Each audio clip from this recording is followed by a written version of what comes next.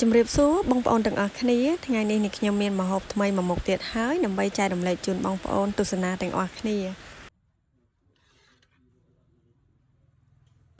បងប្អូនប្រហែលជាធ្លាប់តែឃើញជាមួយនឹងបង្កងឆាខ្ទិះដូងឬក៏បង្កងខ្ទិះប៉ុន្តែសម្រាប់ថ្ងៃនេះខ្ញុំអត់មានបង្កងទេគឺខ្ញុំមានតែបង្គាហើយសម្រាប់បង្គានាងខ្ញុំទិញតម្លៃត្រឹមតែ10000រៀលប៉ុណ្ណោះគឺបានដល់ទៅមួយចានហើយនាងខ្ញុំក៏យកបង្គាមកសាកឆាជាមួយនឹងបង្គាខ្ទិះដូងក៏រសជាតិមិនជាចាញ់បង្កងប្រហែលដែរបងប្អូនគឺរសជាតិឆ្ងាញ់ដូចគ្នាហើយសម្រាប់តម្លៃគឺវារៀងធូរថ្លៃជាងបង្កងដែរបង្គាខ្ទិះដូងនេះគឺយើងអាចធ្វើញ៉ាំជ្រលក់ជាមួយនឹងនំប៉័ងក៏ឆ្ងាញ់ហើយទឹករបស់វាហ្នឹងគឺយើងអាចប្រឡាក់ជាមួយនឹងបាយក៏ឆ្ងាញ់ដែរអញ្ចឹងសម្រាប់ថ្ងៃនេះនេះខ្ញុំទិញបង្គាចាគឺអស់តែ10000រៀលទេហើយបង្គាហ្នឹងគឺនេះខ្ញុំរើសយកបង្គាណាដែលស្រស់ថ្មីល្អទើបសាច់របស់វាផ្អែមឆ្ងាញ់អញ្ចឹងគឺយើងលាងកាត់ប្រួយកាត់អីសម្អាតស្អាតបានល្អមកហើយយើងសម្រោះទឹកវាទុកមួយឡែកសិនឥឡូវនេះគឺនេះខ្ញុំដាក់ខ្ទះចាប់ផ្ដើមឆាតែម្ដង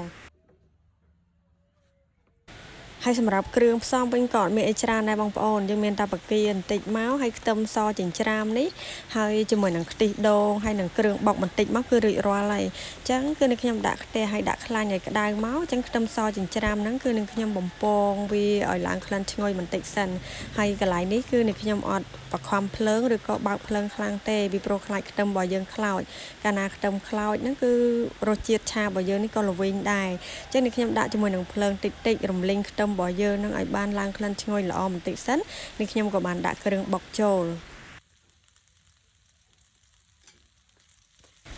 គ្រឿងបុកនេះគឺនេះខ្ញុំលៃមកល្មមជាមួយនឹងបង្គាដែលនេះខ្ញុំមានចំនួន10000រៀលហ្នឹងគឺមួយចានណាហើយបងប្អូនដាក់លៃលោកទៅតាមបរិមាណសាច់បង្គារបស់បងប្អូនទៅអញ្ចឹងគ្រឿងដែលនេះខ្ញុំដាក់ហ្នឹងគឺនេះខ្ញុំរំលីងវានៅលើភ្លើងតិចដដែលគឺឲ្យគ្រឿងរបស់យើងឡើងក្លិនឈ្ងុយបន្តិចសិនទើបយើងបន្ថែមជាមួយនឹងគ្រឿងផ្សំចូលបន្ថែមទៀតអញ្ចឹងនេះខ្ញុំដាក់ជាមួយនឹងប្រេងខ្យងចាស្ករសម្សៅស៊ុបរ៉ូឌីទឹកត្រីអីមកបងប្អូនជាទូទៅសម្រាប់មុខម្ហូបដែលយើងប្រើជាមួយនឹងខ្ទិះដូងគេអាចយករសជាតិរាងផ្អែមបន្តិចប៉ុន្តែបើសិនជាបងប្អូនមិនជាចូលចិត្តឬក៏ចំណូលរសជាតិផ្អែមទេបង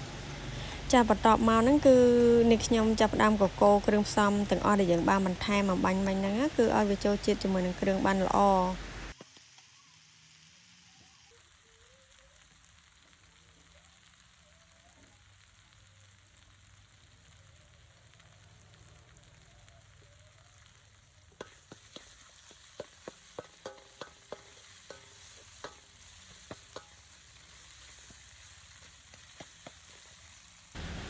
ចាបន្តមកទៀតហ្នឹងគឺនេះខ្ញុំចាក់បង្គាចូលតែម្ដងហើយធ្វើការចារំលីងបង្គារបស់យើងហ្នឹងឲ្យវាចូលជាមួយនឹងគ្រឿងហើយបងប្អូនចាំបន្ថែមជាមួយនឹងខ្ទិះដូងតាមក្រោយ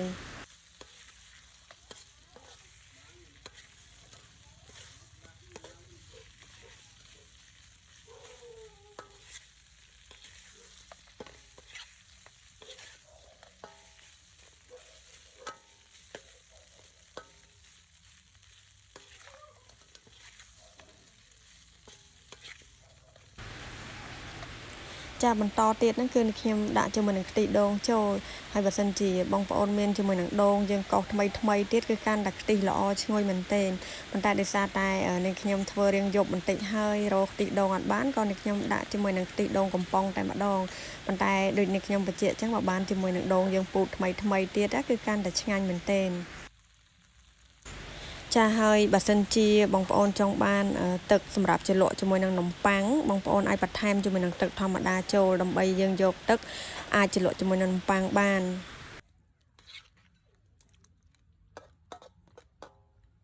បន្ទាប់ពីដាក់ខ្ទិះដូងចូលហើយនាងខ្ញុំបន្ថែមជាមួយនឹងទឹកធម្មតាចូលបន្តិចដើម្បីឲ្យចាបង្គាឆាខ្ទិះដូងនេះគឺយើងមានទឹកសម្រាប់ជ្រលក់ជាមួយនំប៉័ងឬក៏យកទឹកហ្នឹងទៅប្រឡាក់ជាមួយនឹងបាយសម្រាប់ក្មេងៗ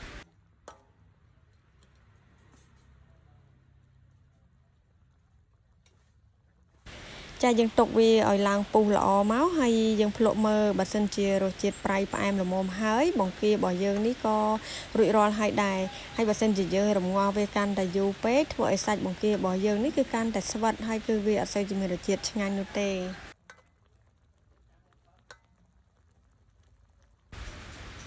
ហ ហើយបង្គាខ្ទិះដូងនេះបើសិនជាយើងបានរើសជាមួយនឹងបង្គាស្រស់ថ្មីគឺសាច់របស់វាគឺផ្អែមឆ្ងាញ់បើសិនជាយើងយកបង្គាដែលសល់ឬក៏បង្គាខ្លះស្ទេយូរថ្ងៃគឺសាច់របស់វាទន់ក៏ញ៉ាំទៅមិនសូវជាមានរសជាតិឆ្ងាញ់ដែរអញ្ចឹងបងប្អូនមុននឹងទិញហ្នឹងក៏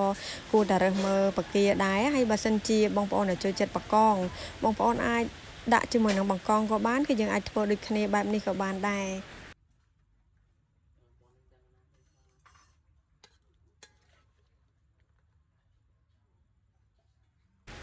ចាឥឡូវនេះបង្គាខ្ទិះដូងរបស់នាងខ្ញុំក៏បានឆ្អិនរួចរាល់ហើយដែរហើយបងប្អូនកុំភ្លេចជាមួយនឹងនំប៉័ងហើយនំប៉័ងបើបានកដៅស្រួយក្តៅល្អទៀតគឺញ៉ាំជាមួយនឹងបង្គាខ្ទិះដូងបងប្អូនច្រលក់តែទឹកវាក៏ឆ្ងាញ់ដែរហើយកុំភ្លេចទឹកនេះបើសិនជាប្រឡាក់បាយឲ្យក្មេងៗក៏គាត់ឆ្ងាញ់ដែរបងប្អូនគឺគាត់ចូលចិត្តមែនទែន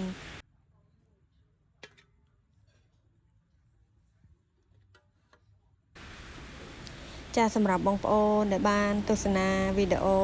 ចែករំលែករបស់នាងខ្ញុំបងប្អូនកុំភ្លេចចុច like share ឬក៏ subscribe ជួយនាងខ្ញុំម្នាក់មួយផងដើម្បីទទួលបាននូវការចែករំលែក technique ឬក៏វិធីនៅក្នុងការធ្វើម្ហូបថ្មីផងដែរហើយជាចុងក្រោយនាងខ្ញុំក៏សូមអរគុណសម្រាប់បងប្អូនដែលតែងតែចំណាយពេលវេលាតាមដានវីដេអូរបស់នាងខ្ញុំតាំងពីដើមរហូតដល់ចប់ផងដែរអរគុណ